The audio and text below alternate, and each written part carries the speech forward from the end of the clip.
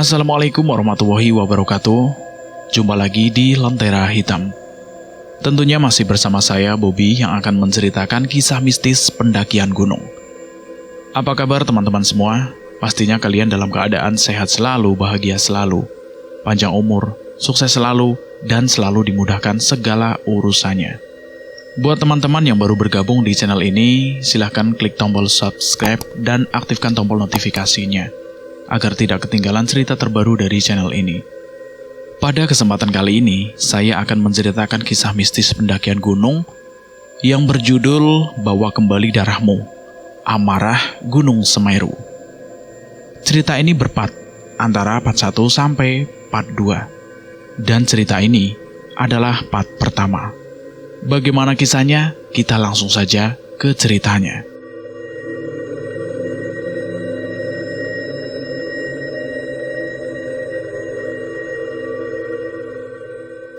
Amarah Gunung Semeru.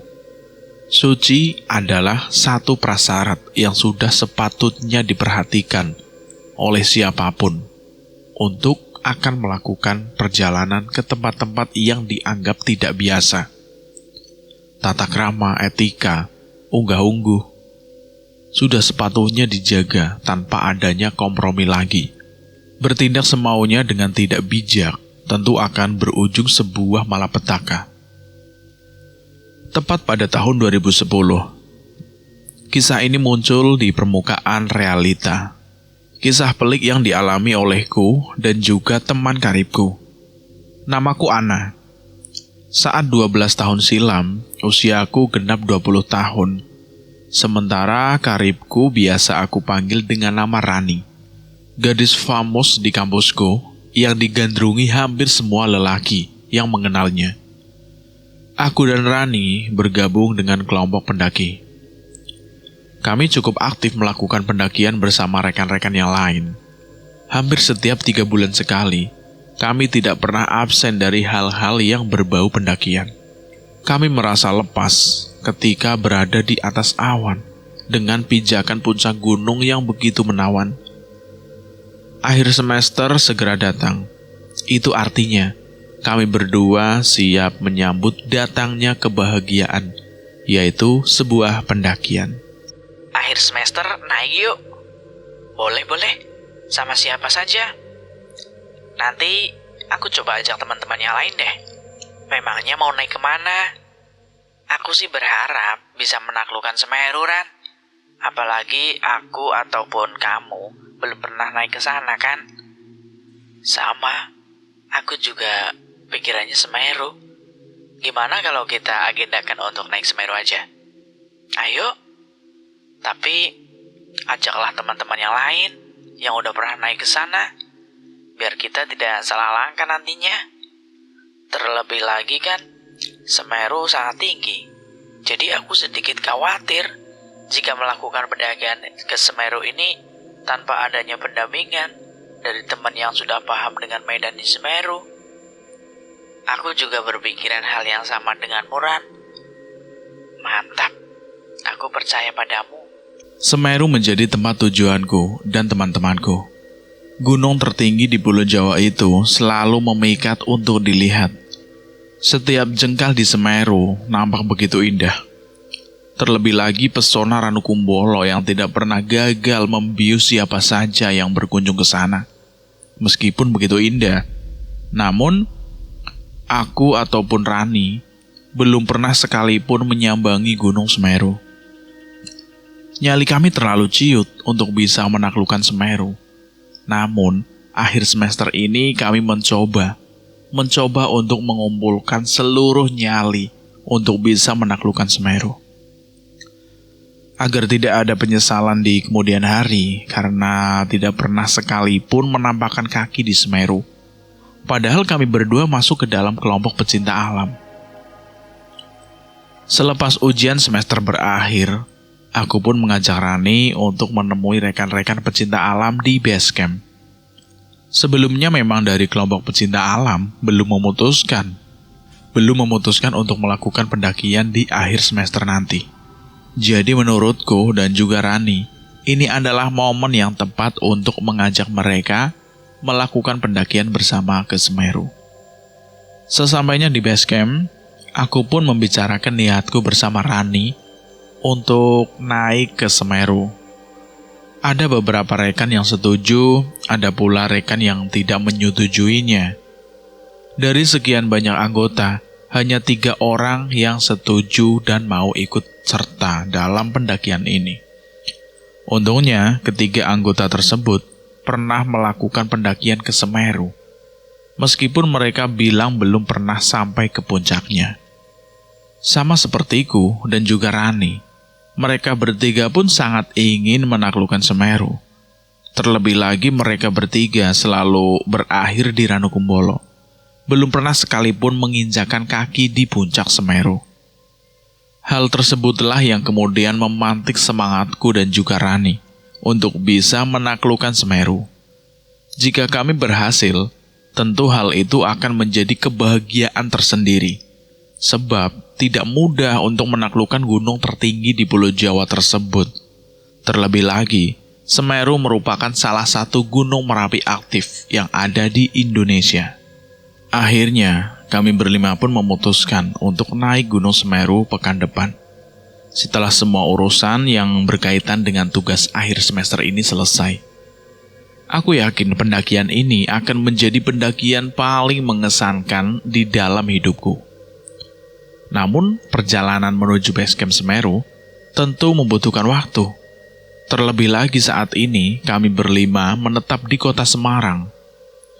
Kami pun harus menyusun rencana yang matang untuk bisa pergi ke base camp Semeru dan melakukan pendakian.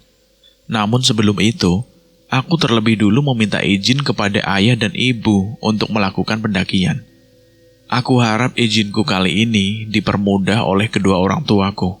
Tidak seperti pendakian-pendakian sebelumnya. Aku pun berinisiatif untuk menghubungi mereka melalui telepon suara. Meskipun perasaan deg-degan terus menggangguku, namun aku harus tetap meminta restu dari ayah dan ibuku. Ibu, ini Ana. Pekan depan, Ana berencana untuk naik ke Semeru, Bu. Boleh nggak, Bu? Tanya aku melalui sambungan telepon. Kenapa harus ke Semeru, Nak? Kan banyak gunung-gunung yang lebih dekat. Contohnya Gunung Andong. Ucap ayahku seperti itu. Katanya Gunung Andong. Karena Ana belum pernah naik ke sana ya, Bu. Jadi, aku ingin bisa menaklukkan Semeru.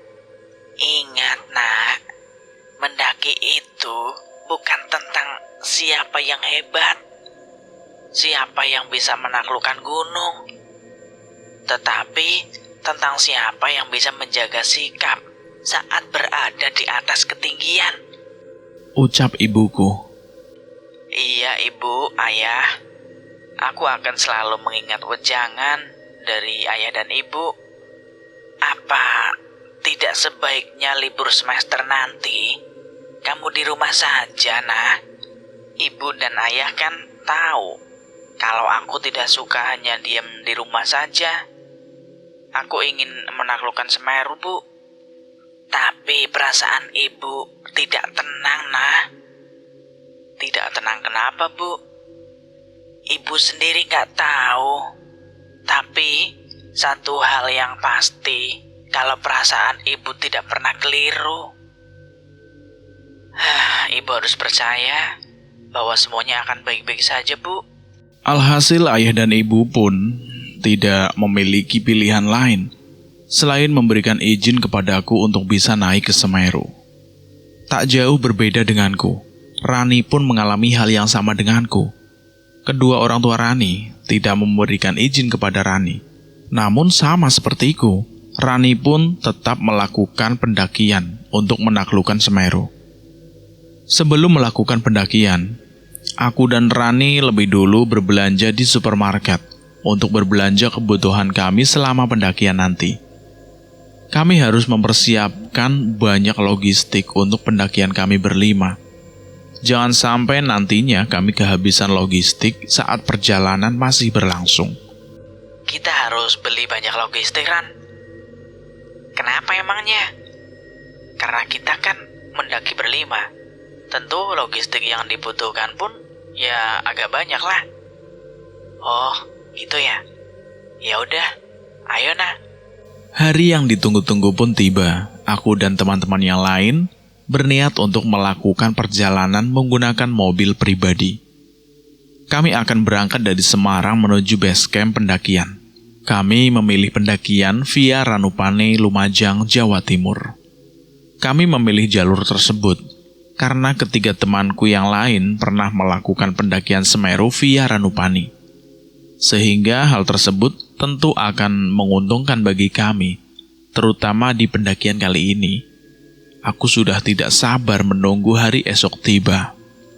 Pukul 6 pagi, kami sudah berkumpul di kos milikku. Kami berencana mencarter mobil pribadi yang bisa mengantarkan kami berlima menuju base camp Lumajang. Kami menggunakan mobil agar lebih efektif dalam perjalanan nantinya. Dan tentunya kami bisa menikmati perjalanan panjang yang mungkin sangat melelahkan mengingat jarak dari Semarang menuju Lumajang itu sebuah perjalanan yang tidak dekat. Ketiga teman lelakiku sudah datang lebih awal dibandingkan dengan Rani. Mereka adalah Sena, Ahmad, dan Rudi. Ketiganya bukanlah pendaki amatir, sebab mereka kerap kali melakukan pendakian ke gunung-gunung tinggi yang ada di Pulau Jawa. Bahkan, mendaki sudah menjadi makanan mereka sehari-hari, sehingga mendaki bersama mereka merupakan sebuah keberuntungan. Mana Rani? Kok lama dia? Mungkin dia dandan dulu, San. Oh iya, ngomong-ngomong, kalian berdua sedang tidak haid kan? Tanya si Rudi kepada kami. Kalau aku sih enggak. Tapi kalau Rani kayaknya sudah jatuh tanggalnya deh. Tapi semoga saja belum.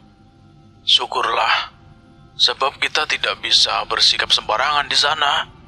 Terlebih lagi, kalau di antara kalian berdua ada yang sedang haid, tentu akan jadi masalah. Akan kupastikan kalau semuanya akan baik-baik saja. Baguslah, aku percaya dengan kalian, ucap si Rudi menimpali. Semoga saja Rani benar-benar sedang tidak datang bulan.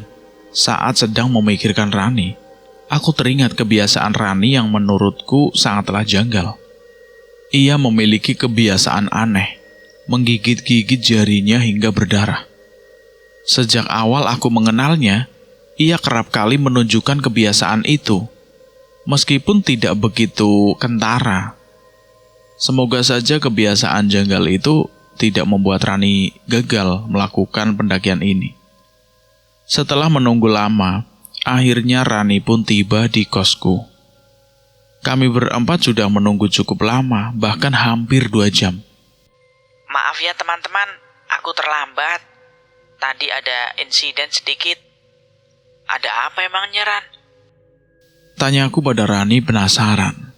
Saat akan pergi ke sini tadi, aku tidak sengaja menabrak kucing hitam yang sedang melintas tiba-tiba di depan motorku. Tapi kalian tenang saja, aku sudah mengurusnya dengan baik. Nabrak kucing hitam? Kamu yakin semuanya baik-baik saja? Iya, kalian semua tidak perlu cemas. Menabrak kucing bahkan hingga tewas akan membawa malapetaka bagi siapa saja yang sudah menabraknya. Terlebih lagi kucing yang berwarna hitam. Meskipun sejauh ini hal tersebut masih dianggap mitos, namun hal itu benar-benar terjadi di sini. Ran, kamu yakin mau tetap ikut naik setelah menabrak kucing hitam tadi? Aku sangat yakin lah. Aku sudah menentang ibuku untuk pendakian ini. Dan aku tidak ingin menyia-nyiakan kesempatan itu. Dan nampaknya tidak ada kaitannya antara pendakian ini dan kucing hitam itu, ucap Rani dengan santainya. Sama saja, kita harus tetap mawas diri, Ran. Udah, kita kan hidup di zaman modern. Jangan terlalu percayalah dengan mitos. Aku yakin semuanya akan baik-baik saja. Ya udah, kalau kamu berpikir begitu, aku tidak bisa berkata apa-apa lagi. Ucapku sedikit kesal kepada Rani. Aku sangat percaya dengan hal-hal yang berbau mitos. Meskipun hidup di era sekarang, namun hal-hal seperti itu kerap kali kejadian. Aku pun mencoba menghela nafas panjang dan tidak terlalu memikirkan kejadian yang dialami oleh Rani. Semoga saja memang semuanya akan baik-baik saja. Setelah semuanya berkumpul, kami pun bersiap-siap untuk berangkat dari Semarang menuju Lumajang. Kami berangkat sekitar pukul 8 pagi. Semoga saja perjalanan nanti akan lancar, hingga siang nanti kita bisa sampai di Lumajang. Hei, berangkat kita. Ucap Rani dengan girang. Ayo berdoa dulu. Semoga semuanya aman sampai nanti kita balik ke Semarang lagi. Iya, siap. Ucap semuanya dengan semangat. Kami pun berdoa terlebih dahulu sebelum memulai perjalanan panjang ini. Memohon perlindungan dari Tuhan selama perjalanan dan juga pendakian nanti.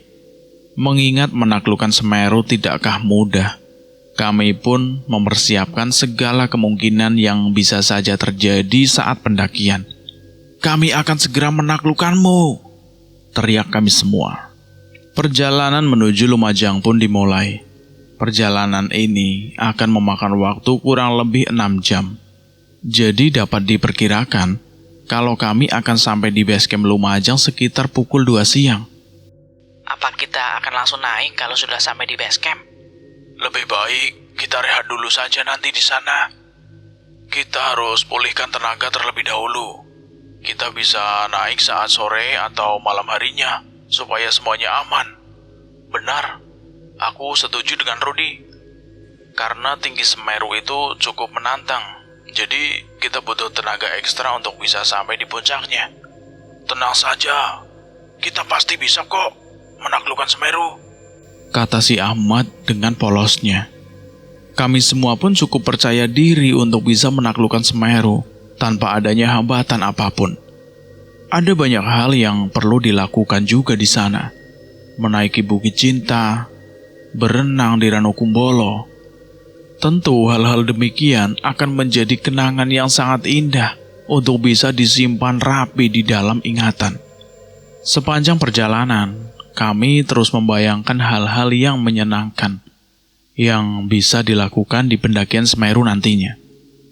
Rasanya aku sudah tidak sabar untuk bisa segera sampai di Lumajang dan melakukan pendakian. Kota demi kota pun berhasil kami lewati tanpa adanya hambatan yang berarti. Hingga suatu ketika, kami pun melewati jalan yang begitu sepi. Kanan kiri hanya ada pepohonan rindang. Dan apesnya saat melewati jalanan tersebut, ban mobil kami mendadak meletus, hingga membuat mobil pun menjadi oleng. Kami semua pun segera turun untuk memastikan kondisi ban mobil kami. Ternyata memang benar, ban mobil kami benar-benar pecah. Rudy pun bergegas mengambil dongkrak dan ban mobil cadangan yang kebetulan ada di dalam mobil yang kami charter. Rudy dengan dibantu teman cowok yang lain pun mulai mengganti ban yang meletus. Saat aku mencoba mengamati sekeliling tempat kami berdiri itu, aku seperti melihat sebuah truk kuno melintas melewati mobil kami. Aku pun tertegun dengan apa yang aku lihat. Ku coba memperhatikan truk tersebut dengan seksama. Betapa kagetnya aku saat melihat truk tersebut kosong tanpa ada yang nyupir di dalam kemudinya. Saat itu hanya aku yang melihat truk tersebut melintas. Sontak aku pun beristighfar setelahnya. Astagfirullahaladzim. Astagfirullahaladzim. Kamu kenapa, Nah? Kamu tadi lihat truk yang melintas nggak? Truk kuno yang warna merah itu. Nggak ada kendaraan. Nggak ada kendaraan apapun yang melintas. Jalan ini sangat sepi kok. Kamu jangan bohong, Ran. Tadi aku melihatnya sendiri kok. Tapi aku nggak ngelihat ada orang ataupun kendaraan yang lewat, Nak. Hei, kalian pada kenapa sih? Tanya Rudy yang mendengar percekcokan antara aku dan juga Rani. Ini si Ana. Katanya ngelihat truk kuno warna merah melintas di sini. Padahal nggak ada kendaraan apapun yang lewat dari tadi. Tapi aku nggak bohong. Tadi benar-benar ada truk kuno melintas. Bahkan di kemudinya itu kosong, nggak ada sopirnya. Itu artinya truk itu melintas dengan sendirinya. Aku mencoba meyakinkan teman-temanku dengan ucapan seperti itu agar mereka semua itu percaya denganku. Sudahlah, hiraukan saja. Jangan terlalu diambil pusing, ucap Sena menengahi. Aku pun sedikit kesal dengan teman-temanku karena aku benar-benar melihat truk tersebut melintas tanpa kemudi.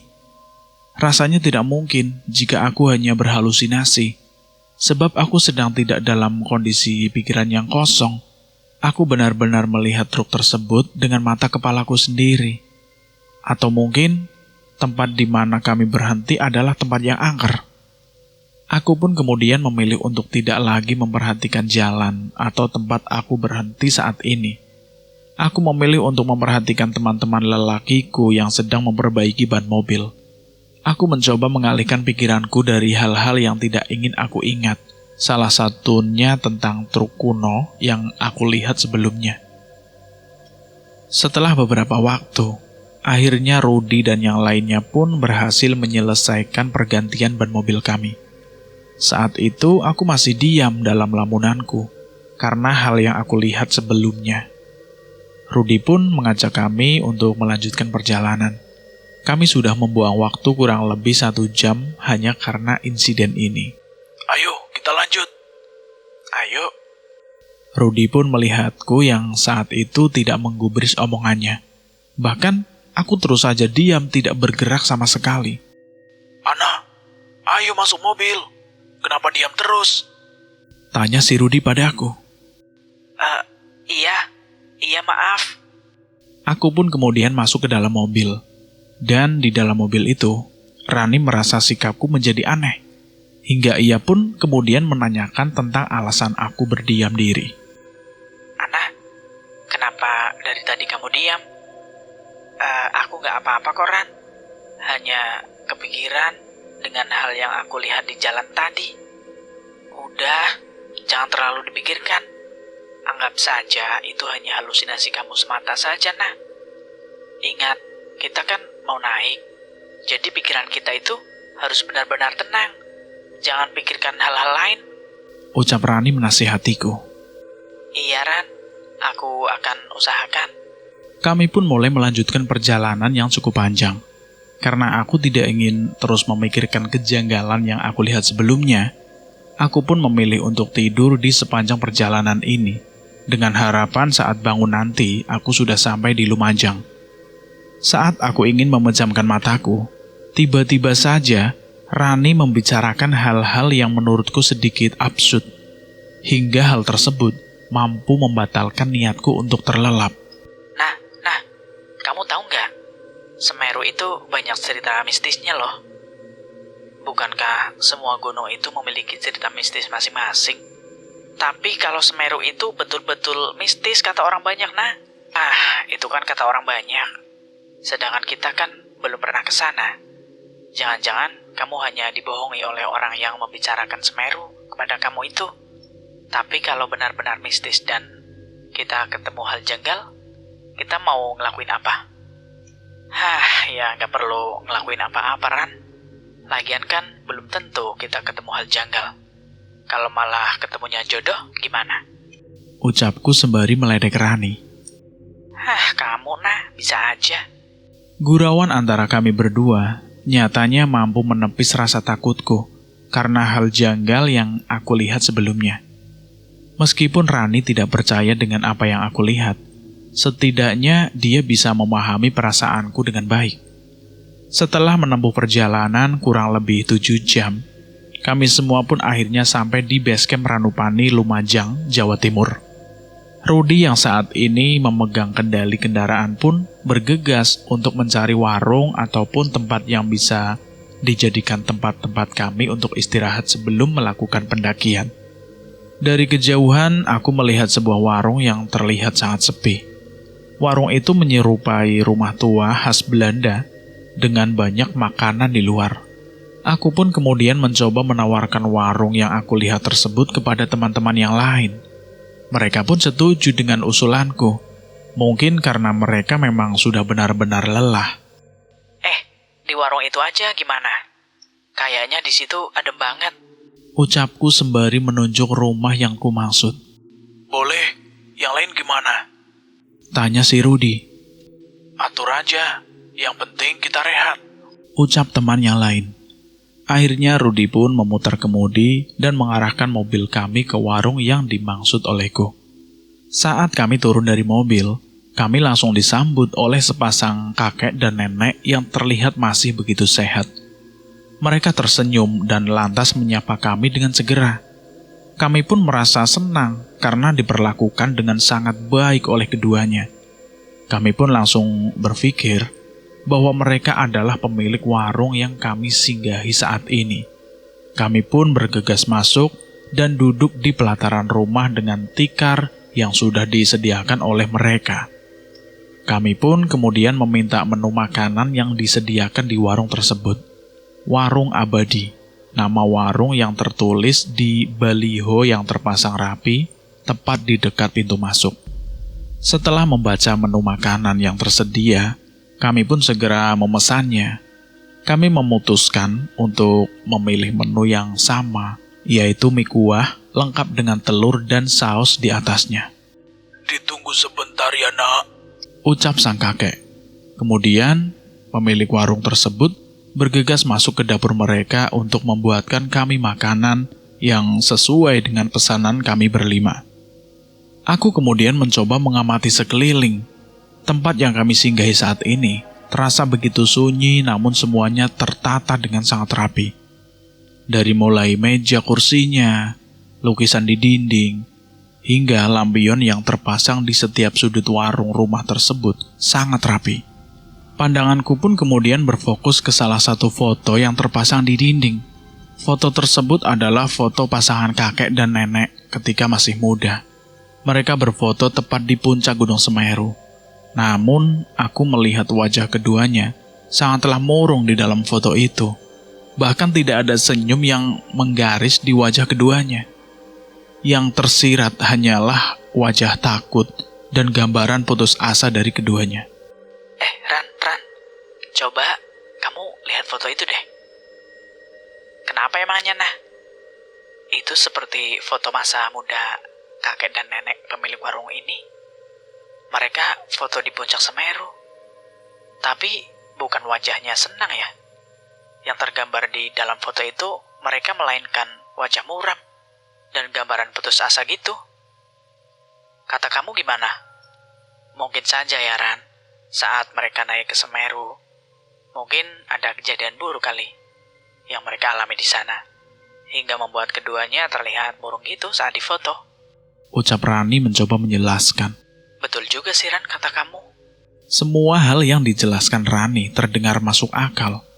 Aku pun tidak lagi berpikiran aneh tentang foto yang aku lihat di dinding tersebut. Namun anehnya, perasaanku tetap mengatakan bahwa ada sesuatu hal yang janggal. Namun aku sendiri pun tidak tahu kejanggalan apa yang ada dalam pikiranku saat ini. Setelah menunggu beberapa saat, akhirnya makanan yang kami pesan pun keluar juga. Pemilik warung benar-benar melayani kami dengan sangat baik. Kami pun kemudian bergegas untuk menyantap semua makanan dan minuman yang telah dihidangkan.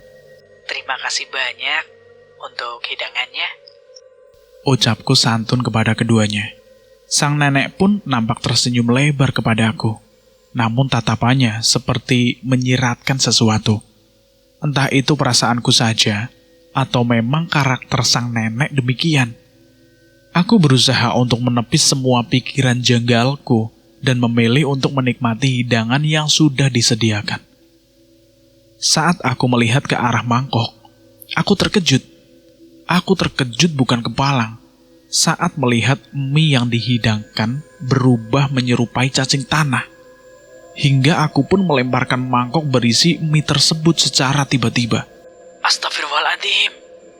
Semua teman-temanku pun langsung menatapku dan menanyakan apa yang terjadi kepadaku. Kenapa kamu, nak? Kok dibuang?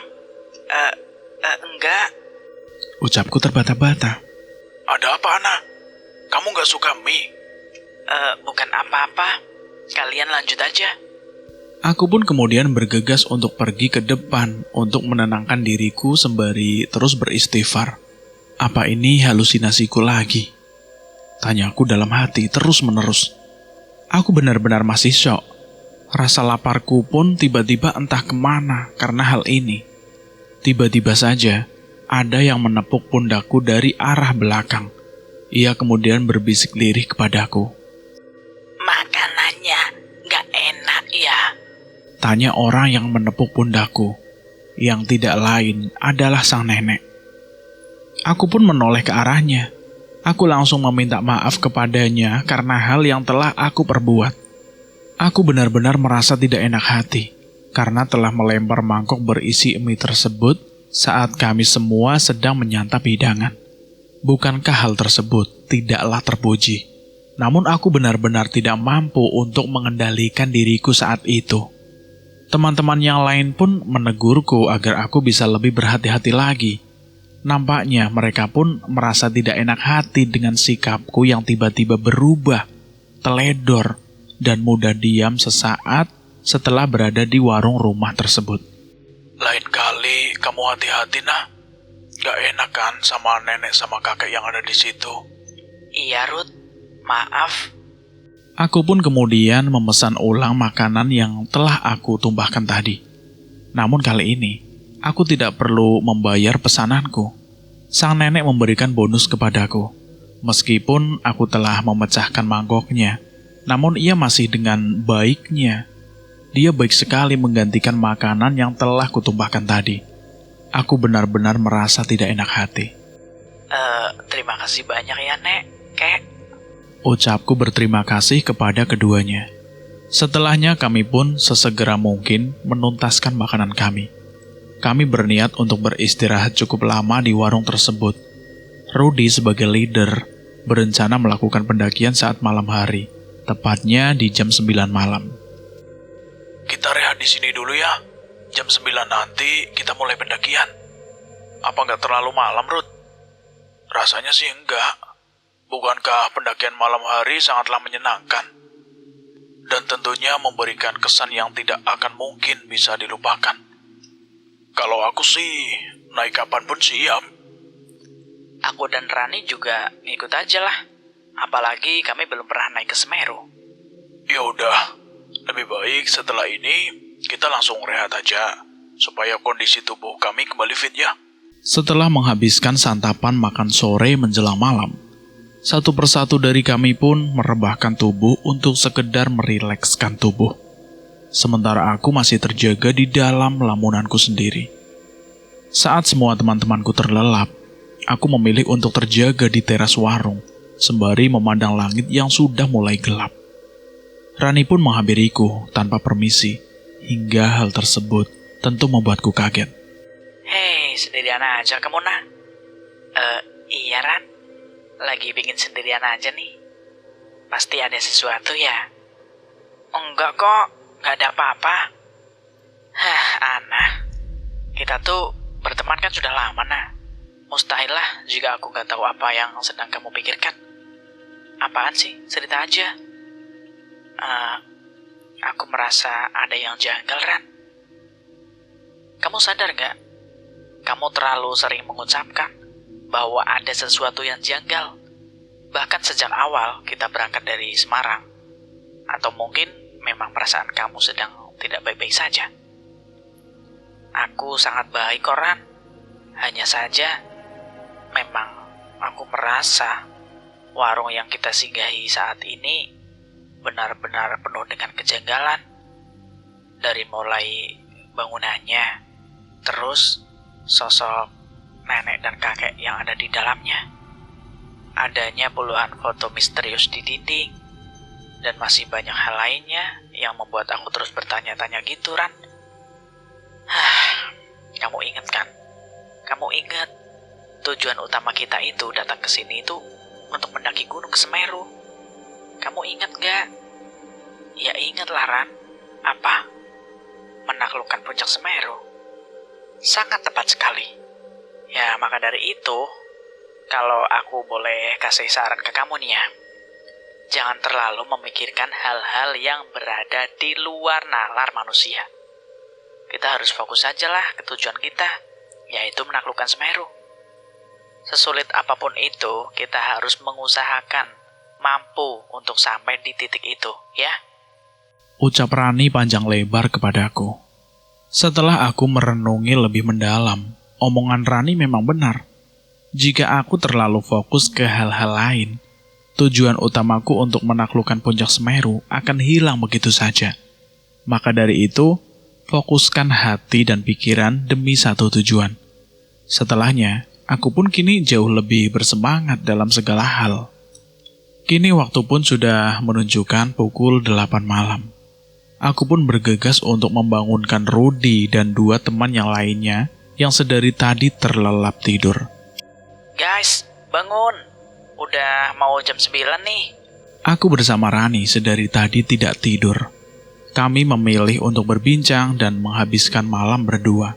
Sementara sang kakek dan nenek pemilik warung sedari tadi tidak keluar dari biliknya. Dan anehnya, tidak ada pengunjung yang datang selain kami berlima.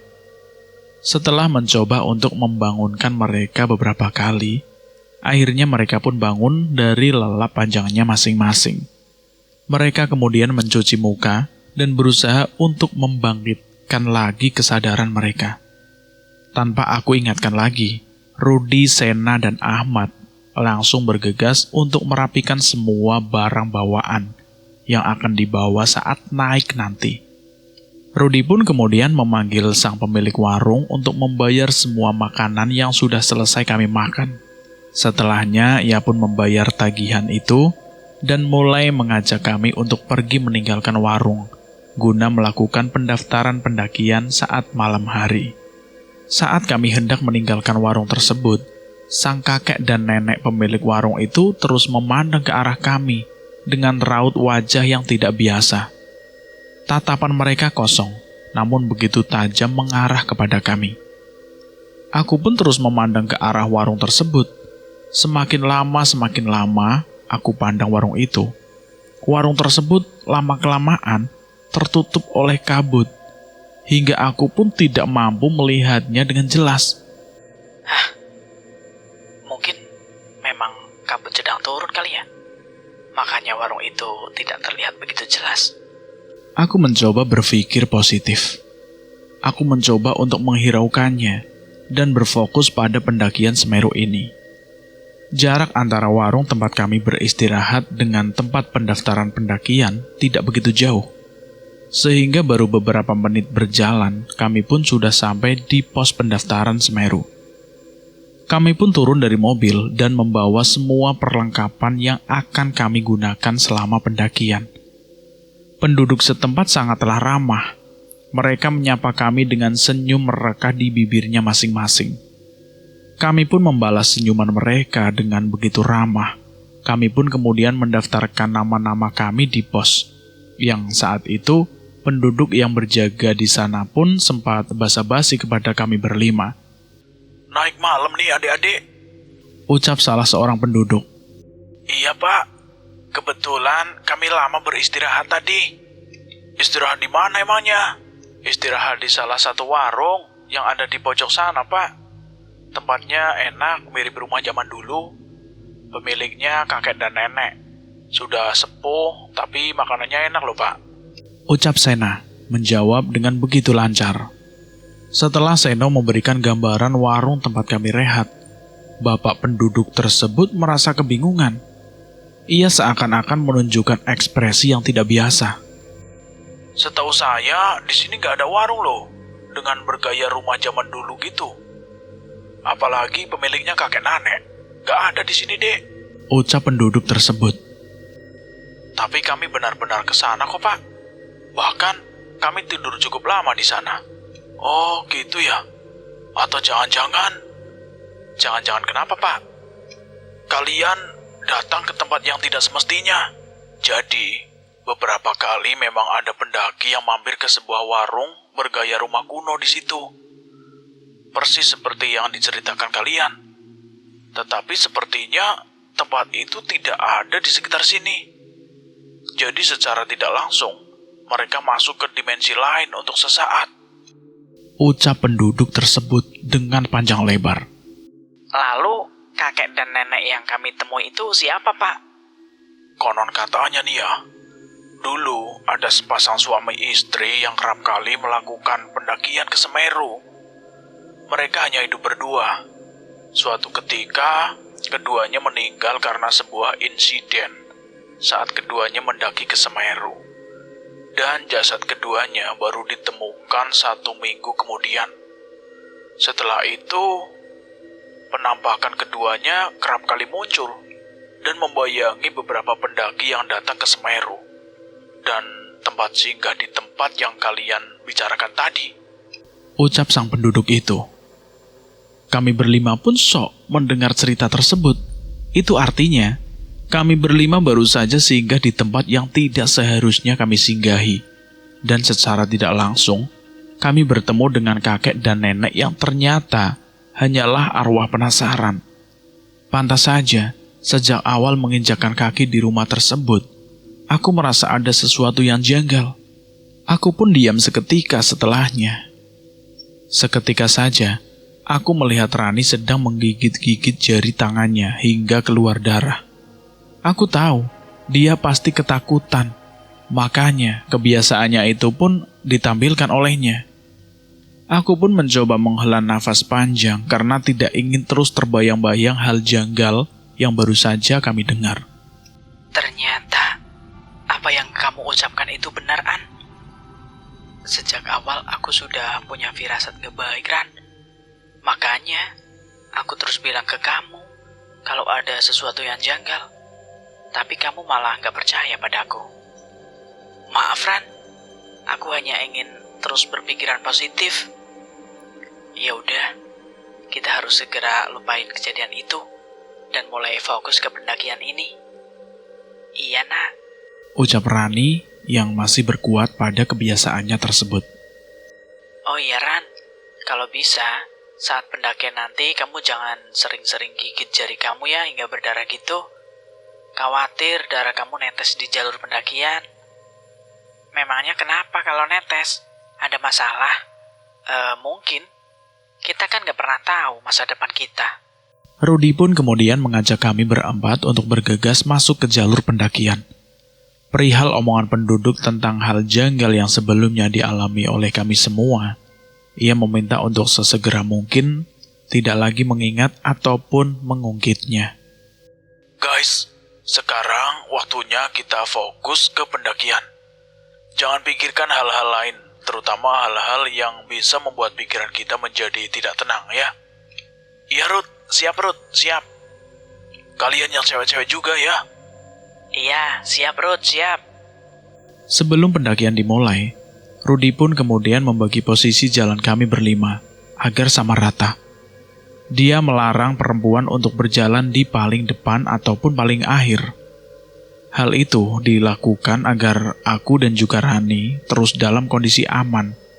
Adapun jika di antara kami ada yang sakit atau kelelahan, mereka akan segera mungkin mengatasinya. Setelahnya kami pun tetap melanjutkan rencana pertama untuk melakukan pendakian tepat di jam 9 malam. Setelah mendaftarkan diri di pos pendaftaran dan membagi letak posisi jalan dari kami berlima, kami pun bergegas untuk memulai pendakian. Di sini Rudi sebisa mungkin untuk mengalihkan pikiran kami semua dari hal janggal yang baru dialami oleh kami.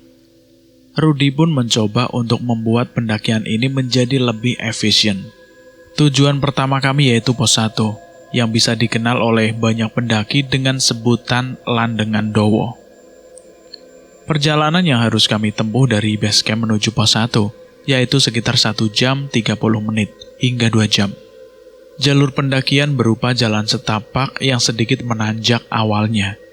Kemudian, jalannya melandai. Saat mulai pendakian, pemandangan di sebelah kanan adalah perkebunan sayuran. Setelah berjalan lebih jauh, sebelah kiri kanan ditumbuhi semak dan pohon-pohon. Di sebelah kiri merupakan jurang, dan di kanan berupa dinding tebing. Kami harus menempuh perjalanan yang cukup panjang untuk sampai di pos 1. Kita harus fokus ya. Jangan berpikir tentang hal-hal yang tidak masuk akal, ya. Ucap si Rudi. Dan kami pun mengiyakan. Di sini, Rudi sebagai leader berusaha sebisa mungkin untuk membuat pendakian ini menjadi lebih nyaman dan menyenangkan bagi semua.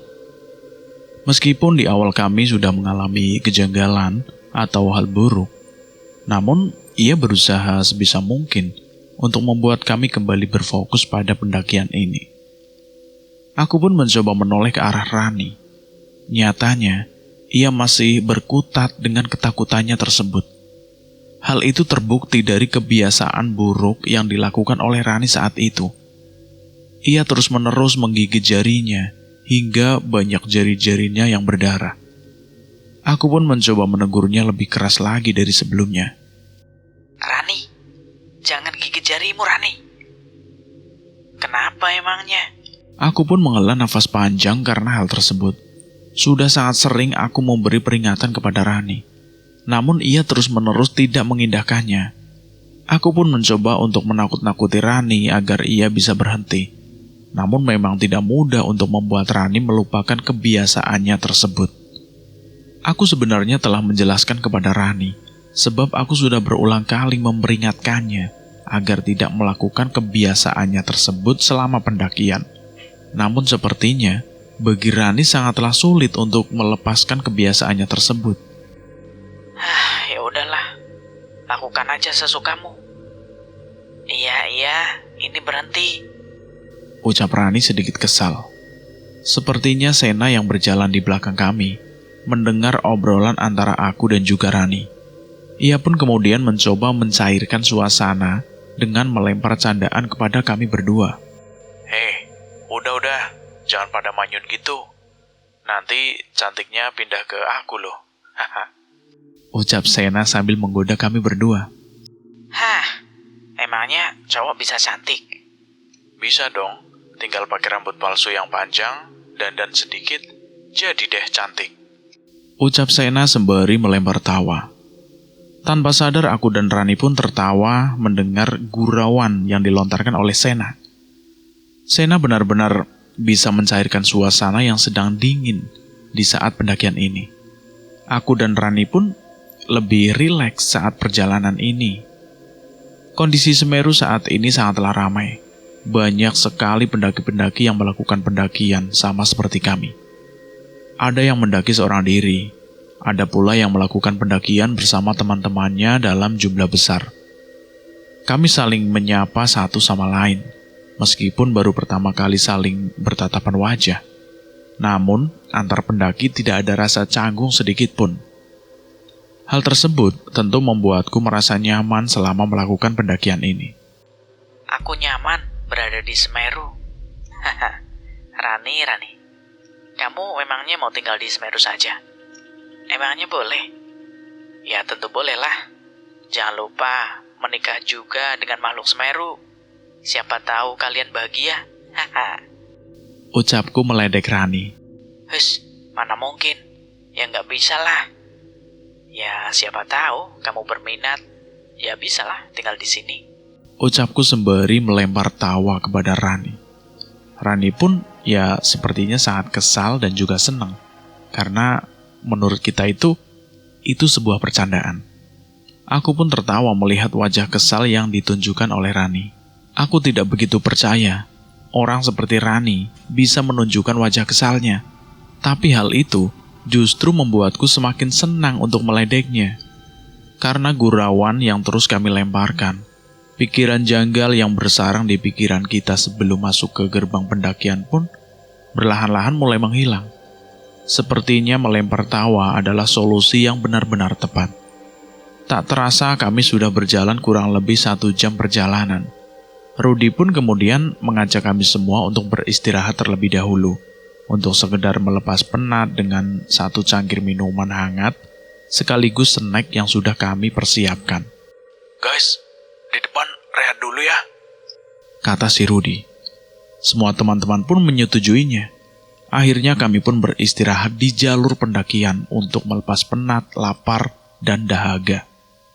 Saat sedang menikmati secangkir minuman hangat, aku melihat ada seorang anak kecil sedang berkeliaran di tempat yang tidak jauh dari tempat kami beristirahat. Anak kecil itu berlarian dengan wajah yang begitu murung, dan dia hanya seorang diri, tanpa ada pengawasan orang tua ataupun teman lain yang menemaninya. Aku pun penasaran dan mencoba mendekatinya. Saat aku sedang mendekat ke arahnya, tatapan tajam muncul dari bola matanya. Ia benar-benar memandangiku, dan tatapannya itu hampir sama persis dengan tatapan sang kakek dan nenek yang ternyata bukanlah manusia, melainkan makhluk gentayangan. Rani pun menegurku yang sudah berjalan cukup jauh. Ia memanggilku untuk segera kembali ke mereka. Ana, ngapain? Sini bareng. Panggil si Rani. Aku pun menganggukkan kepalaku tanda setuju dengan ajakan Rani. Namun aku masih benar-benar penasaran dengan sesuatu yang aku lihat di depan mataku sendiri. Saat tatapanku berpaling ke Rani, anehnya anak kecil itu benar-benar hilang saat aku ingin melihatnya kembali. Aneh, tapi benar-benar nyata. Saat aku kembali menghampiri teman-temanku, mereka pun menanyakan alasan mengapa aku pergi begitu saja. Kamu kenapa sih, Nah? Kok kayak lihat sesuatu gitu? Itu Ran. Jujur ya, tadi aku lihat sesuatu di sana. Lihat apaan emangnya? Aku tadi melihat anak kecil di ujung sana. Hah, mana mungkin ada anak kecil di tengah hutan begini? Terlebih lagi ini kan sudah sangat larut. Ya, itu yang membuatku bertanya-tanya, Ran. Aneh, tapi benar-benar nyata. Ya udah, anggap saja kamu gak melihat apapun, ucap si Rani. Aku pun terdiam setelahnya. Mungkin memang benar, tidak seharusnya aku berfokus pada hal-hal yang mampu membuatku berpikir gegabah. Berfokuslah pada pendakian ini dan puncak Semeru, pikirku sejenak. Saat itu waktu sudah menunjukkan pukul 10 malam. Waktu yang semakin larut dan tentunya pendakian ini akan semakin menegangkan. Karena hal itu, Rudy sebagai leader meminta kami semua untuk bisa tetap tenang dan harus selalu jaga sikap dalam hal apapun. Sebab Rudy tahu betul kejadian aneh yang bisa dialami oleh para pendaki di gunung maupun tidak terlepas dari sikap buruk yang menunjukkan oleh pendaki itu sendiri. Setelah 10 menit istirahat, kita lanjut lagi ya. Iya Rud, siap Rud. Tetap jaga sikap ya. Siap. Kami semua pun sebisa mungkin mengikuti apa yang diarahkan oleh Rudy sebagai leader. Sebab tidak ada alasan untuk tidak mengikuti ucapannya tersebut. 5 menit berlalu, tiba-tiba saja Rani merasa kesakitan. Aku pun mendekat ke arahnya untuk memastikan kondisi dia. Kamu kenapa, Ran? Perutku sakit, Nah. Kamu datang bulan? Kenapa Ran? Beneran kamu datang bulan? Kalau kamu datang bulan, kamu harus segera turun Ran. Khawatir hal buruk nanti terjadi. Enggak kok. Tanggal datang bulanku masih lama. Kamu yakin, Ran? Kamu gak datang bulan? Rani pun kemudian menarik tanganku. Ia seakan-akan memintaku untuk menemaninya mencari tempat untuk memastikannya. Ana, aku coba cek dulu ya. Sekalian mau buang hajat. Siapa tahu perut sakitku itu karena diare. Ayo Nah, temenin aku. Ya udah, ayo. Sebentar ya guys, ucapku kepada teman-temanku yang cowok. Aku dan Rani pun bergegas untuk mencari tempat yang pas. Di sepanjang jalan, aku terus melihat Rani menggigit-gigit jarinya hingga berdarah. Bahkan darahnya pun sampai jatuh ke atas tanah. Sangat terlihat di raut wajahnya ketakutan yang tidak mampu ia tutupi lagi. Aku pun mencoba untuk menegurnya. Ran, jangan terus gigit jari kamu. Darahnya itu menetes-netes kemana-mana, Ran. Khawatirnya itu, darah kamu itu dijilati oleh makhluk lain yang ada di sini. Iya, Nah, iya. Kami pun akhirnya sampai di sebuah pohon besar yang kiranya pas untuk dijadikan tempat untuk Rani mengecek apakah dia datang bulan atau tidak. Rani kemudian bergegas untuk mengeceknya, sementara aku menunggu tak jauh dari sana. Aku khawatir kalau Rani benar-benar datang bulan. Namun, aku masih berharap itu hanya diare atau sebagainya.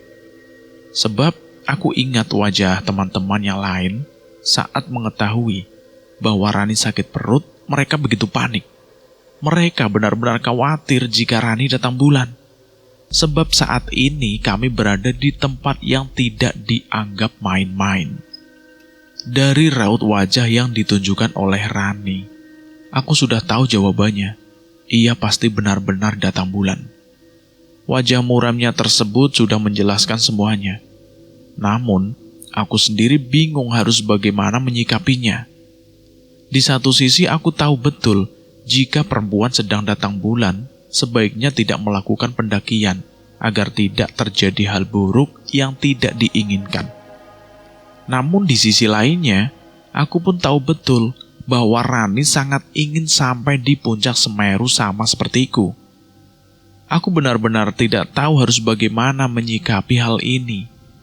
Jika sejak awal aku tahu akan seperti ini, tentu aku bisa mengundur jadwal pendakian Semeru.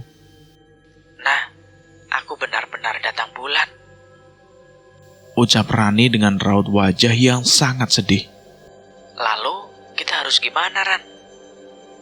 Apakah kita batalkan saja pendakian ini? Mumpung kita belum terlalu jauh. Aku masih ingin lanjut terus, nah. Kamu sendiri tahu kan, kalau aku ini sangat ingin melakukan ke Semeru, sama seperti kamu. Lalu, apa rencana kamu? Tolong rahasiakan ini ke yang lainnya. Kebetulan aku bawa pembalut, jadi mereka gak akan tahu lah kalau aku sedang datang bulan. Kamu yakin, Ran? Iya, yakin. Kalau ada hal buruk yang terjadi, gimana? Tenang saja, nah. Gak akan ada hal buruk yang terjadi. Bukankah kita selalu berpikiran positif? Perkataan Rani ada benarnya juga. Kita tidak akan pernah tahu masa depan, dan selalu berpikiran positif menjadi hal yang perlu dilakukan. Karena hal tersebut, aku pun menyetujui keinginan Rani. Padahal semisal dia memang ingin turun, tentu aku akan menemaninya meskipun itu artinya aku pun harus menutup keinginanku untuk sampai di puncak Mahameru. Setelah semuanya selesai, aku dan Rani pun kembali ke tempat di mana teman-teman yang lainnya sudah menunggu kami. Gimana, Ran? Datang bulan gak kamu? Tanya si Ahmad kepada Rani. Lalu Rani pun menjawabnya. Enggak kok, hanya sedikit diare saja. Oh, ya udah. Ayo kita jalan. Kami pun bergegas untuk melanjutkan perjalanan menuju pos pertama. Pos pertama sudah terlihat dari kejauhan. Tidak butuh waktu yang banyak untuk bisa sampai ke pos 1. Kami pun berencana untuk tidak beristirahat lagi sesampainya di sana. Melainkan, kami akan terus melanjutkan perjalanan menuju pos selanjutnya, yaitu pos 2. Masih terlihat wajah kesakitan dari Rani. Bahkan, rasa cemas pun tergambar dari wajahnya. Aku mencoba untuk menenangkannya dengan memberikan dia semangat terus, hingga perlahan-lahan dia pun mampu membiasakan diri di pendakian ini. Setelah beberapa menit perjalanan, kami pun akhirnya sampai di pos pertama. Perjalanan menuju puncak Semeru masih sangat panjang, mengingat Semeru menjadi gunung tertinggi di Pulau Jawa, sehingga untuk sampai di atas sana pun membutuhkan effort yang luar biasa. Namun ketika sampai di sana, tentu segala kepenatan akan hilang semuanya. Ayo kita jalan lagi. Sebentar, Ruth. Aku butuh istirahat sebentar saja. 5 menit saja. Kata si Rani meminta persetujuan kepada si Rudi. Boleh, tapi kamu beneran kan? Gak kenapa-napa? Gak apa-apa, Ruth. Tenang saja. Aku pun kemudian bergegas untuk memberikan air hangat yang kebetulan aku bawa. Aku pun memintanya untuk air hangat itu diminum, untuk meredakan rasa sakit Rani.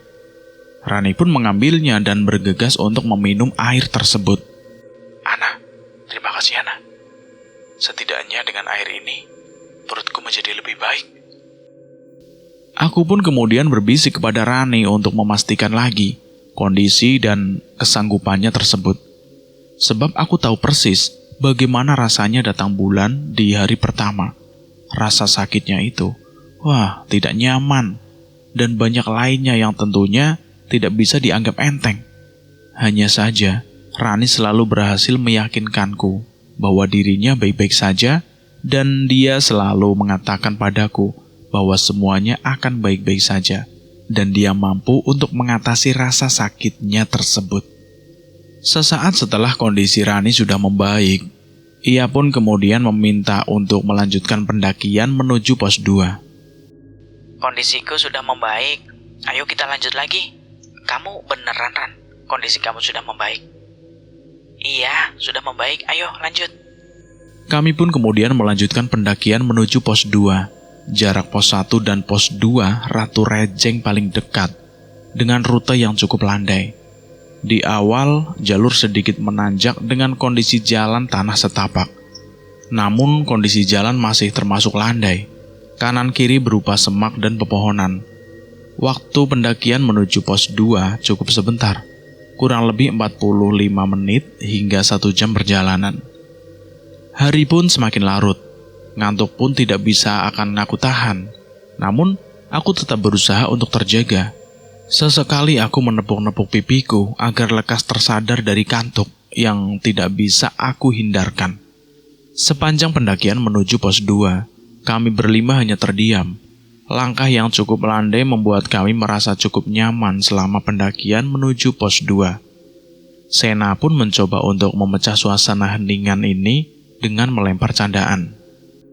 Andai saja di sini ada gadis cantik dengan riasan tipis di wajahnya, pasti mataku langsung melek deh. Lah, di sini loh nih gadis cantiknya. Ucapku membalas candaan dari Sena. Ana sih bukan cantik, tapi barbar. Ucap Sena sembari tertawa keras.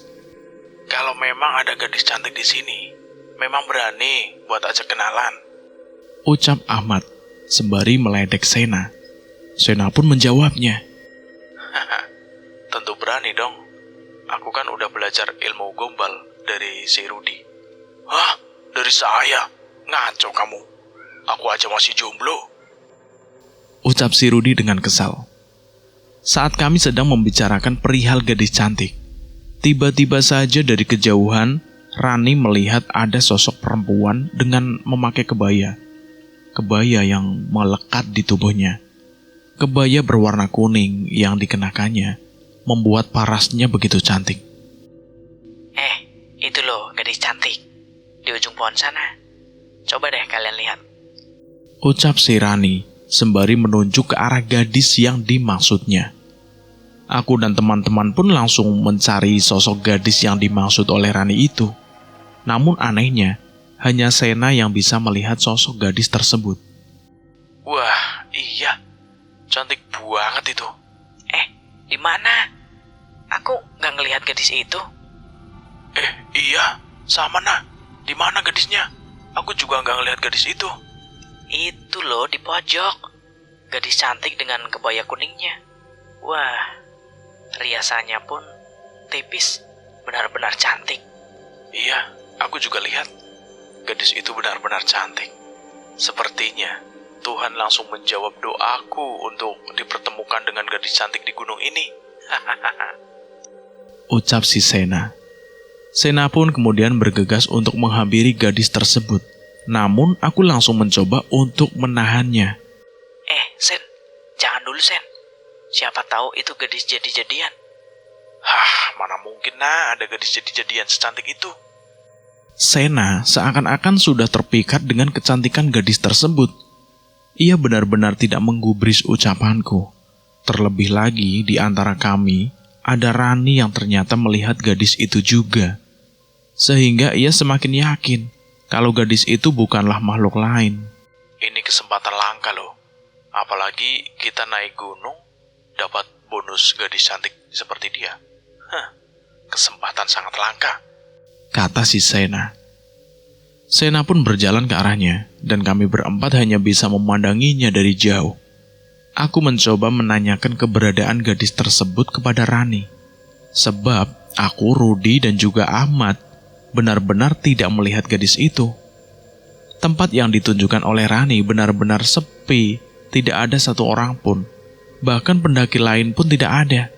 Sehingga rasanya tidak mungkin jika di tempat seperti itu ada gadis cantik yang terdiam diri sendirian tanpa satu teman pun. Rani, emang kamu beneran lihat gadis itu? Iya nah, aku lihat. Wajah gadis itu benar-benar jelas kok. Persis gadis Jawa dengan konde dan kebaya kuningnya.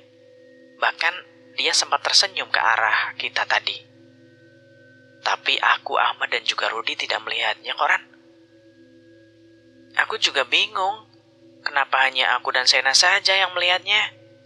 Kalau dia benar-benar manusia, tentu kalian semua bisa melihat gadis itu juga kan? Rudi pun menunjukkan ekspresi seakan-akan dia mengingat sesuatu. Dia kemudian bergegas untuk menarik Sena kembali ke rombongan kami. Terlihat dari jauh, Rudi sempat menunjukkan ekspresi marah ke Sena. Alhasil, sesaat sebelum Sena sampai di tempat gadis yang dilihatnya tersebut, Rudi lebih dulu menarik tangannya. Ada apa sih, Rud? Kok sikap kamu tiba-tiba aneh gitu? Bukan aku yang aneh, tapi Sena. Lah, kenapa? Ini bukan kali pertama dia mendaki ke Semeru. Tapi dia lupa akan salah satu mitos di Semeru. Mitos apaan emangnya? Mitos adanya sosok Dewi di Semeru yang memakai kebaya kuning. Itu artinya sosok yang dilihat oleh Sena itu dan Rani itu bukan manusia, melainkan makhluk halus. Kalau tadi Sena mendekat ke arahnya, kita tidak akan pernah tahu apa yang terjadi pada Sena. Tapi Ruth, aku itu tidak melihat gadis itu sebagai makhluk lain, Ruth. Dia sama seperti kita, Ruth. Sena, sadar. Kamu itu telah dibutakan oleh makhluk itu, Sen. Rudi dan Sena pun terlibat cekcok tidak berujung. Di satu sisi, Rudi ingin menyadarkan Sena bahwa apa yang dilihatnya itu adalah salah. Namun di sisi lain, Sena merasa bahwa Rudi itu telah menggagalkan kebahagiaannya. Aku dan yang lain mencoba melerai keduanya agar tidak cekcok dan terus-menerus. Namun mereka tidak mengindahkan ucapan kami, hingga aku pun naik pitam dan membentak keduanya. Diam! Niat kita itu kesini bukan untuk bertengkar. Kita mau naik gunung. Teman-teman yang lain pun menatap ke arahku, sebab mereka belum pernah melihat amarahku sebelumnya. Rudi dan Sena pun akhirnya terdiam setelah mendengar bentakanku. Kalau kalian berdua ingin tetap ribut, lebih baik aku, Ahmad, dan Rani lanjutkan perjalanan bertiga tanpa adanya kalian. Paham? Rudi dan Sena pun terdiam setelahnya. Meskipun aku melihat ekspresi wajah marah mereka, namun aku berusaha sebisa mungkin untuk bisa menenangkan keduanya. Aku tidak ingin ada perpecahan di dalam pendakian ini. Bukankah kekompakan menjadi salah satu kunci keberhasilan sebuah pendakian? Lalu, sekarang, mau lanjut bertengkar? Atau mau lanjut ke pos 2? Hah? Terserah kalian, mau apa? Maaf teman-teman, aku terbawa emosi. Kita lanjutkan pendakian. Kamu gimana, Sen? Masih mau ngejar gadis itu? Maaf ya, maaf teman-teman. Aku pun merasa lega karena keduanya sudah mau menurunkan ego masing-masing. Setelahnya kami pun melanjutkan pendakian menuju pos 2. Nyatanya, jalur yang landai dan cepat tidak menandakan semuanya akan tetap baik-baik saja.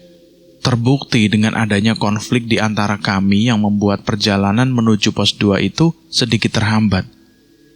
Jika keduanya tidak berhasil dilerai, mungkin kami sudah terbagi menjadi 2 kelompok. Dan jika hal itu terjadi, pendakian ini benar-benar tidak akan berhasil. Impian untuk menaklukkan Semeru pun tidak akan terwujud dalam waktu dekat. Syukurlah, semuanya masih bisa diatasi dengan baik. Perjalanan kami pun kini dipenuhi dengan keheningan. Sena tak lagi melempar candaan dan Rudi tidak lagi memberikan arahan kepada kami. Aku berharap amarah mereka lekas mereda, agar semuanya bisa kembali seperti semula. Sebab perjalanan ini masih sangat panjang. Tentu akan ada banyak persoalan di pos-pos selanjutnya. mengingat saat ini kami sedang melakukan pendakian ke gunung dengan sejuta misteri. Di tengah perjalanan, aku merasa ada hal yang terlihat aneh dari Rani. Ia nampak sangat pucat, bahkan bibirnya pun seperti orang yang sedang menggigil. Aku mencoba mendekat ke arahnya untuk memastikan kondisi Rani. Rani, kamu kenapa? Muka kamu kok pucat banget loh. Aku mencoba untuk memastikan kondisi Rani dengan memegang dahinya. Dan ternyata, tubuhnya benar-benar dingin. Aku nggak kenapa-napa kok, Nak. Enggak, kamu ini sakit. Kita harus berhenti dulu ya. Aku pun berpikir bahwa kondisi Rani yang seperti sekarang terjadi karena hari ini merupakan hari pertamanya datang bulan. Namun aku tidak mungkin mengatakan yang sebenarnya kepada teman-teman yang lain. Jika mereka tahu, tentu mereka akan meminta Rani untuk menghentikan pendakian dan menyuruhnya untuk kembali ke base camp. Sedangkan di sisi lain, aku sudah berjanji ke Rani untuk tidak mengatakan hal yang sebenarnya kepada teman-teman, sebab ia sangat ingin sampai di puncak Semeru. Saat aku mengatakan bahwa kondisi Rani sedang tidak baik-baik saja, semua teman-teman pun mendekat ke arah Rani. Raut wajah khawatir juga terlihat dari wajah mereka. Kamu sakit, Ran? Enggak kok, Ruth. Saya baik-baik saja. Kamu jangan paksain diri kamu, Ran. Tubuh kamu dingin banget loh. Bibir kamu juga sangat pucat. Lebih baik kita berhenti dulu ya. Tapi kita sudah sering istirahat loh. Lebih baik banyak istirahat, tapi semuanya aman. Dibandingkan sedikit istirahat, tapi terkesan memaksakan kondisi yang memang tidak baik-baik saja. Ucap si Rudy. Mau tidak mau semua teman pun ikut istirahat bersama, sampai kondisi Rani kembali pulih. Terlalu sering istirahat memang akan memperlambat pendakian. Namun bukankah saat melakukan pendakian, keegoisan harus disingkirkan sejenak? Kamu sanggup lanjut naik gak, Ran? Mau turun aja ke base camp? Biar nanti aku antar. Ucap Sena menawarkan kepada Rani. Lah, itu benar. Kalau udah gak kuat, lebih baik turun saja, Ran. Tapi aku pingin sampai puncak. Jangan dipaksain, Ran. Gak baik. Gini aja, Ran. Lebih baik kita rehat dulu. Semisal memang kondisi Rani tidak kunjung pulih, aku juga mau kok antar Rani turun ke base camp. Ya udah, kita istirahat dulu beberapa saat. Kami semua pun setuju dengan ucapan Rudy. Aku sadar, pasti di antara kami ada yang kesel karena terus-menerus istirahat. Namun aku tidak bisa berbuat banyak. Aku hanya ingin turut serta mewujudkan keinginan Rani untuk bisa sampai di puncak Semeru. Beberapa waktu pun berlalu. Rudy pun kemudian menanyakan kondisi Rani sebelum melanjutkan perjalanan menuju pos 2. Gimana, Ran? Udah membaik? Udah. Ayo jalan lagi. Aku tahu betul, Rani menahan rasa sakitnya di depan yang lain, agar ia tetap bisa melanjutkan pendakian ini. Ia bahkan mencoba tersenyum di hadapan semuanya. Aku pun berbisik lirih tepat di telinga Rani. Ran, kamu yakin mau melanjutkan jalan? Aku tahu, Ran, kalau kamu itu lagi ngerasain sakit. Aku nggak apa-apa, Nak. Aku sangat ingin sampai di puncak, Nak. Tapi kan kamu bisa naik lain kali, Ran. Nggak ada lain kali, Nak. Kita kan nggak pernah tahu. Aku pun mengikuti ucapan Rani, karena tidak ada pilihan lainnya. Rani sangat ingin sampai di puncak, dan baginya tidak ada waktu lain selain sekarang. Aku hanya bisa menjaga Rani semampuku. Semoga saja Rani benar-benar baik-baik saja. Kami semua pun kemudian melanjutkan perjalanan menuju pos 2. Perjalanan kami masih dipenuhi dengan keheningan. Hingga saat kami berjalan, kami melihat ada cahaya yang begitu terang. Cahaya yang berasal dari kobaran api yang terlihat begitu nyata. Kalian lihat gak? Itu ada api terbang di depan kita. Ucap Sena, yang saat itu berjalan di urutan paling depan. Iya, aku lihat. Jangan-jangan itu Banaspati. Masa di gunung ada banaspati? Ya, kita nggak pernah tahu. Kami pun tetap berjalan dan berusaha untuk menghiraukannya. Meskipun kami benar-benar merasa deg-degan dengan pemandangan yang kami lihat di depan kita tadi. Semakin kita berjalan, cahaya itu semakin jelas terlihat. Mungkin saja itu rombongan pendaki atau rombongan penduduk sekitar sini. Bisa jadi, Ruth, itu Ruth. Bisa jadi. Semakin kami berjalan, semakin dekat pula kami dengan cahaya itu. Dan nyatanya saat cahaya itu melintasi kami, itu bukanlah banaspati, melainkan rombongan para pendaki yang terlihat begitu aneh. Mereka beranggotakan 10 pendaki dengan kayu obor melekat di tangannya. Pakaian yang mereka kenakan benar-benar terlihat aneh. Mereka mengenakan pakaian khas masyarakat Jawa dengan kebaya dan konde melekat di tubuhnya bagi kaum perempuan dan beskap bagi kaum laki-laki. Wajah mereka terlihat datar tanpa ekspresi. Namun ketika mereka melewati kami, salah satu orang yang berjalan di urutan paling depan tersenyum ke arah kami. Karena merasa disapa, kami pun berbalik melempar senyum kepada mereka. Meskipun tidak semua orang di rombongan tersebut melempar senyum yang serupa. Anehnya, semua orang melihat rombongan tersebut melintas. Memangnya zaman sekarang masih ada pendaki yang naik gunung pakai pakaian seperti itu ya? Tanya si Sena. Ini kali pertama aku melihatnya. Sama, Mat. Aku juga pertama kali ini melihatnya. Atau mungkin mereka bukan pendaki ya? Kalau mereka bukan pendaki, lalu apa, Sen? Mereka penghuni Semeru. Ucap Rani tiba-tiba. Hush, Ran, jangan bikin kita merinding. Sesaat setelah Rani mengatakan kalimat tersebut, pandangannya kemudian terus tertuju kepada rombongan orang yang membawa obor tersebut. Seakan terjadi komunikasi antara Rani dengan mereka. Iya, kami akan kembali. Ucap Rani ketakutan. Tiba-tiba saja Rani mengatakan kalimat aneh untuk kedua kalinya. Aku pun kaget saat mendengarnya. Maksud kamu apa, Ran? Lebih baik kita lanjut jalan dan hiraukan mereka. Ucap Rudi kepada kami. Kami pun memilih untuk melanjutkan perjalanan. Namun aku masih penasaran dengan apa yang dimaksud oleh Rani. Aku pun penasaran dengan rombongan tersebut. Saat aku mencoba menoleh ke arah belakang, rombongan itu sudah menghilang. Perasaanku semakin nano-nano saat melihat kejadian tersebut. Namun, aku tidak berani untuk mengatakan kepada yang lain. Khawatir hal tersebut akan menimbulkan beban baru untuk mereka. Aku pun mencoba mendekat ke arah Rani, sebab aku sangat yakin ia tahu sesuatu. Aku pun sengaja memperlambat langkahku. Ran, siapa yang harus kembali? Kita semua, nah. Kita semua harus kembali. Alasannya apa, Ran? Mereka mengatakan bahwa akan ada malapetaka jika kita lanjut naik.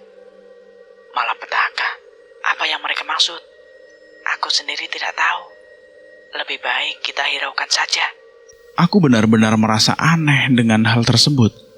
Malapetaka apa yang dimaksud oleh mereka? Dan mengapa mereka hanya berkomunikasi dengan Rani seorang? Sedangkan aku dan yang lain tidak mendengar apapun. Bahkan kami tidak tahu ada kalimat yang keluar dari mulut rombongan itu. Aku pun terdiam setelahnya. Nampaknya ada yang tidak biasa dari diri Rani. Sedari awal dia selalu mengalami hal-hal janggal selama pendakian. Aku pun berpikir, mungkin kejanggalan yang kerap kali menghampiri Rani terjadi karena dia sedang datang bulan. Sebab yang aku tahu sebelumnya, Rani tidak bisa merasakan hal-hal seperti yang dialami saat ini. Perihal malapetaka, aku tidak ingin teman-teman yang lain mengetahuinya. Cukup aku dan juga Rani saja. Aku tidak ingin ada rasa takut yang menyelimuti pendakian ini. Sebab perjalanan kami sudah cukup hambar karena ada beberapa persoalan. Aku ingin mengembalikan keasikan pendakian ini. Ran, jangan kasih tahu perihal malapetaka itu ya. Aku gak ingin mereka tahu, Ran. Iya, nah. Aku aku akan coba untuk tidak berbincang perihal ini kepada siapapun. Iya, Ran, aku percaya sama kamu. Kami pun terus berjalan menuju pos 2. Aku berjalan tepat di belakang Rani. Saat kami hampir sampai di pos 2, aku melihat ada noda di celana yang dipakai oleh Rani. Sepertinya darah haidnya tercecer ke celana miliknya. Aku pun mencoba untuk menegurnya agar teman yang lain tidak tahu dan tidak curiga. Ran, kayaknya kamu tembus deh, Ran. Iya benar, nah. Iya benar, kayaknya kamu tembus. Setelahnya, Rani pun mencoba mengecek celana miliknya. Dan benar saja, darah menempel di celananya. Ia pun kebingungan setelahnya. Meskipun saat ini kami sedang melakukan pendakian di malam hari, namun tetap saja, noda darah haidnya itu terlihat begitu jelas dan bisa membuat yang lain tahu bahwa dia sedang datang bulan. Ran, cepat kamu ganti pembalutmu, Ran. Rani pun mengikuti saranku. Ia pun kemudian meminta izin kepada kami semua untuk pergi mencari tempat yang aman dengan alasan ia hendak buang air kecil. Rudy sebagai leader pun tidak menaruh curiga sedikit pun kepada Rani. Sembari menunggu Rani menuntaskan kesibukannya dengan darah haid yang ada di celananya itu. Sejujurnya aku mulai khawatir, sebab darah yang keluar dari diri Rani begitu banyak dan sangat pekat. Aku bisa mengetahuinya dari noda di celana milik Rani. Bodohnya, saat selesai membersihkan darah haid, Rani melakukan kesalahan yang baru aku ketahui. Ia langsung membuang pembalut yang berisi darah haidnya begitu saja, tanpa dibersihkan terlebih dahulu, dan bahkan sampai darahnya tersebut tercecer kemana-mana. Rani bahkan tidak membungkus pembalut tersebut dengan plastik atau sejenisnya. Ia menganggap setelah ia membuang pembalut, itu semuanya akan selesai. Saat ia selesai dengan hajatnya, aku mencoba menanyakan keberadaan sisa darah haid yang dimaksud. Betapa terkejutnya aku saat Rani mengatakan bahwa ia tak sempat menyimpan pembalut miliknya dan membuang pembalut tersebut begitu saja tanpa adanya perbincangan sebelumnya. Kamu yakin membuang pembalut tersebut? Iya, aku yakin, nah. Kenapa kamu buang sembarangan pembalut itu? Bahaya tau, Ran. Jujur, aku benar-benar bingung apa yang harus aku lakukan, An. Sehingga aku pun melakukan hal yang tidak seharusnya. Kita harus segera menemukannya. Sebab kalau tidak, ini semua akan berujung malapetaka. Nggak ada malapetaka, nah. Itu hanya pembalut. Darah kamu, Ran, menempel di sana. Kalau sampai darah kamu dijilat oleh makhluk halus atau sejenisnya, itu bisa celaka. Tidak akan mungkin, nah. Kamu nggak pernah tahu, Ran. Aku pun kemudian berusaha untuk mencari sisa darah yang menempel tersebut. Namun hasilnya tetap saja nihil. Mungkin memang pembalut itu sudah terlempar ke jurang atau sebagainya. Setelahnya aku tidak berhenti melempar amarah kepada Rani. Sebab aku benar-benar tidak percaya ia akan seteledor seperti sekarang ini. Jika benar-benar darah miliknya dijilat oleh makhluk halus, aku benar-benar tidak bisa berkata apa-apa lagi. Di sisi lain, Rudy terus memanggil-manggil nama kami, sebab kami sudah pergi begitu lama. Menurutnya hal tersebut tentu sangat menghambat pendakian kami saat itu. Aku pun kemudian menegaskan kepada Rani bahwa aku tidak akan bertanggung jawab jika terjadi sesuatu hal buruk yang bisa kapan saja menimpa kami. Pokoknya ya, Ran, aku tidak bisa bantu kamu. Semisal nanti ada hal buruk terjadi. Kamu jangan terlalu parno. Aku tidak parno, Ran. Aku hanya khawatir. Sama saja. Pokoknya perihal ini, semuanya aku yang akan bertanggung jawab. Aku benar-benar tidak habis pikir. Kenapa Rani tidak pernah bisa berpikir panjang? Padahal sebelumnya ia sudah mengalami hal janggal. Seharusnya ia lebih mawas diri. Karena hal tersebut, aku menginginkan Rani untuk turun ke base camp. Sebab jika tidak segera turun, aku khawatir malapetaka tersebut benar-benar ada. Namun Rani dengan tegas menolaknya. Sebab dia masih ingin sampai di puncak Semeru. Akhirnya aku dan Rani pun terlibat cekcok perihal darah haid miliknya itu. Kamu jangan egois, Rani. Kamu gak pernah tahu malapetaka apa yang akan datang. Kalau malapetaka itu justru menghampiri kita semua, kamu mau tanggung jawab?